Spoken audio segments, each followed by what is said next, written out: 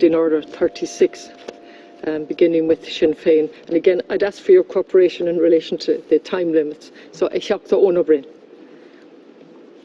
Thank you, Las Cian Corla. Taoiseach, this week's Central Statistics Office Pulse Survey makes for very grim reading. 76% of people sharing rented accommodation do not believe they will ever own their own home. Tens of thousands of people are locked out of home ownership, trapped in overpriced rental accommodation, or forced to move back home with their parents, who are beside themselves with worry that their children will never own their own home. Young couples unable to save for a deposit because of sky-high rents. Single people priced out of a market that only caters for two-income households. Separated and divorced people paying maintenance and rent while trying to save 20% of a deposit for a new home. And families who lost their home after the crash, now desperately trying to put an affordable roof over their head. Taoiseach, every single day I, as I'm sure you and your government colleagues, receive calls and emails from people in these situations. These are the casualties of 10 years of Fine Gael housing policy. Taoiseach, you have sat at the cabinet table for those 10 years. These stories and the hardship of the people that we're speaking about are your legacy. In 2011, when you joined the cabinet, the average price of a new home in Dublin was €318,000. Today, Taoiseach, it is €503,000, €500,000, Taoiseach. During Fine Gael's time in office, indeed, house prices have increased by 88% across the state and 95% in Dublin. That, Taoiseach, is your legacy. In 2011, the average cost of renting across the state was €781 per month. Today, the average cost is €1,256. That's an extra €6,000 a year on rent. In Dublin, the situation is even worse. Average rents have increased from €960 per month to €1,745. That's almost €10,000 a year extra on rent for average renters. That, Taoiseach, is your legacy. Spiralling house prices and sky-high rents.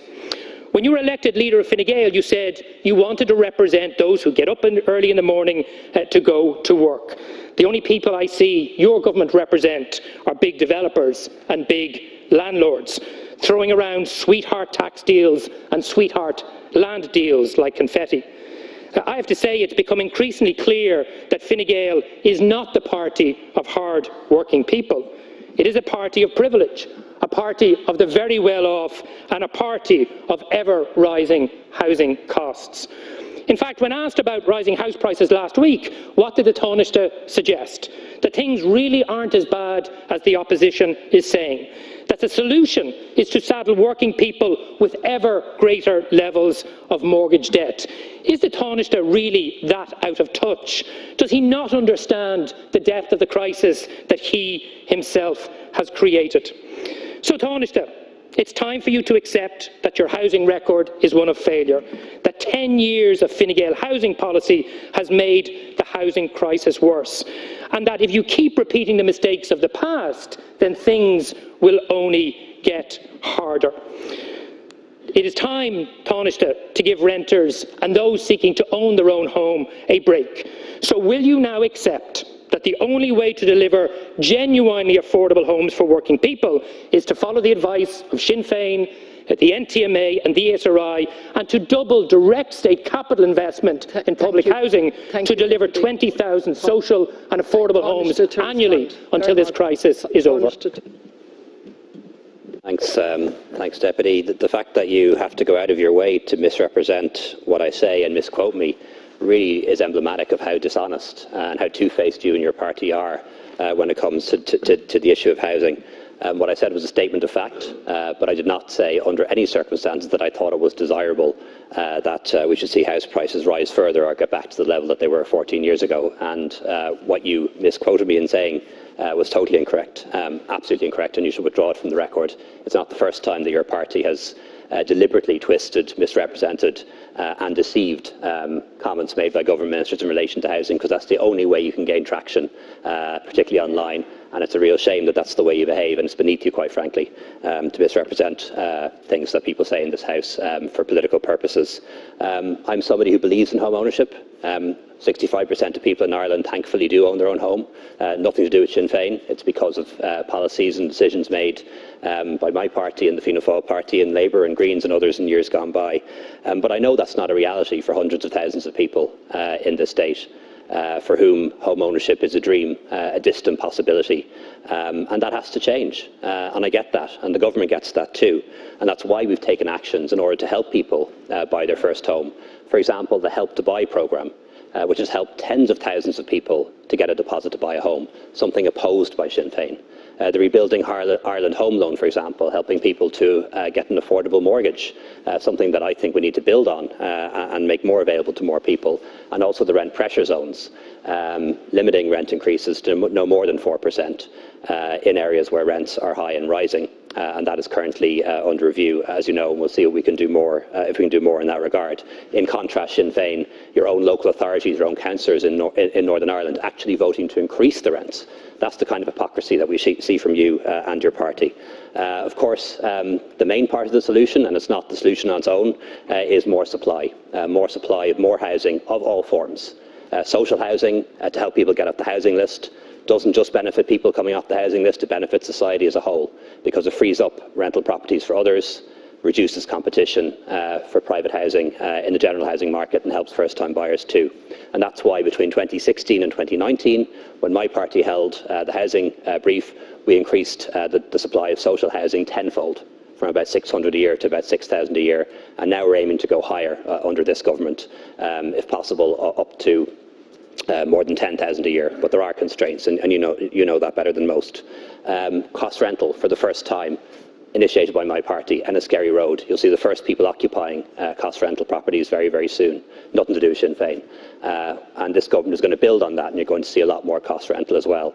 A shared ownership scheme, which you oppose here, but you promote in the north, helping people to buy affordable housing, and of course supporting private investment in housing, because that is necessary, because most people want to own their own home, and that means private housing, it means private enterprise, it means private developers, all of which you oppose, and you would drive out essentially from the housing market, thus resulting in less housing supply. And for me, what was emblematic of Sinn Féin's approach was what you did in Donabate, in Dublin Fingal, the county that I live in, not too far from my own constituency, where for ideological reasons you voted against more than 200 social houses because 600 private houses were going to be built on the same site. You were so ideologically opposed to private housing and home ownership that you were willing to vote against social housing as well. And the question that I'd ask of you, do you believe that home ownership should be higher? It's 65% roughly now.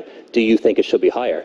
Or do you secretly believe in less home ownership? Do you want a higher percentage in public ownership and lower in private ownership? And I'd like to know that, because you've never answered that question as to whether Sinn Féin believes in increasing that percentage of home ownership, more people owning their own home. And I'd love to know your answer on that. In relation to your specific question on the housing budget and the budget for social housing, that's under consideration at the moment. You know it is. NDP review, Housing for All document, all being considered now. And of course we want to increase social housing provision and the social housing budget as much as we can.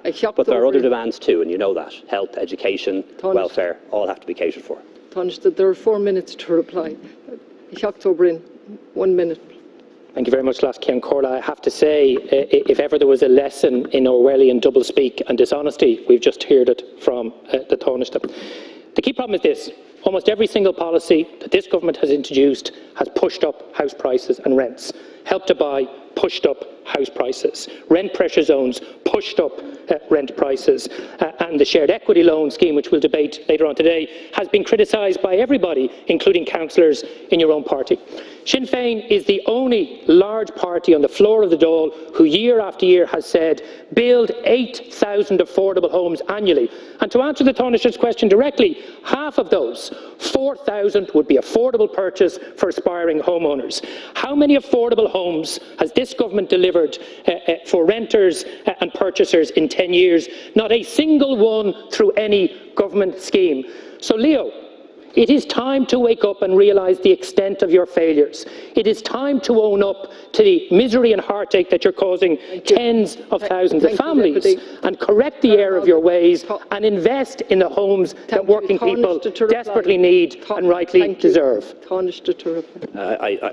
note that I did answer the Deputy's question in relation to the budget for social housing. I note that he did not answer my question. I didn't ask about social housing, I asked about public housing, Taoiseach. Surely you understand the difference between the two. I do understand the difference between the two, Deputy, and I answered your question. And the same thing applies. Social housing is an element of the public housing budget, which is a wider definition. But I did answer your question on that. It's under consideration in relation to the NDP review and Housing for All. We want to increase that budget by as much as possible, but there are other demands as well that we have to take into account: health, education, welfare, other infrastructure, climate action. We'll do as much as we can in all these areas, but it's dishonest to think that we can do the maximum in all areas, because that simply does not add up.